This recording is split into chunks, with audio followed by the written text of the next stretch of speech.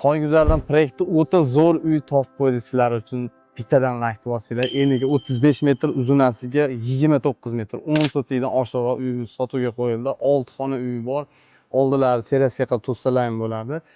Pashti 90%, 80% bitgan. Ichkarilarini qatib ko'ramiz, ketdik. Do'stlar, ko'rib turibsizlar, kirganimizda uzungina naves qo'yishgan ekan. Turbalar ham o'ta dahshat klassik turbalarda patologlar qilishib, endi yangi uy moslashib qo'ygan ekan.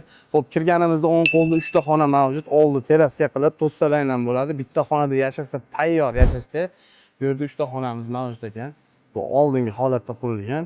Va bu tomonimizda endi yangi qurilgan sinchlarda, xomushda bo'lgan pol patologlargacha bo'lgan uyimiz.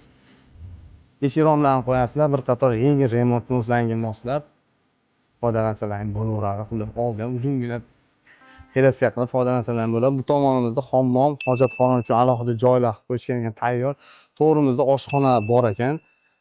Bemalol ovqat qiladigan joy alohida, o'tirib choy ichadigan joylari alohida. Xullas zo'r. Eng qizig'i, xohlasalar uyni 10 sotigini olinglar, xohlasalar orqa tomonida tayyor chek bor. Xohlasalar unga turistlarni qilib bemalol o'zlaring proyektlarga moslasalar ham bo'ladi, lekin proyekt zo'r chiqqan. Buni bir qator cho'tka qilib remontlarni qilsalaring zo'r. Xo'p, ushbu joyda narxini 53 ming so'rayapti.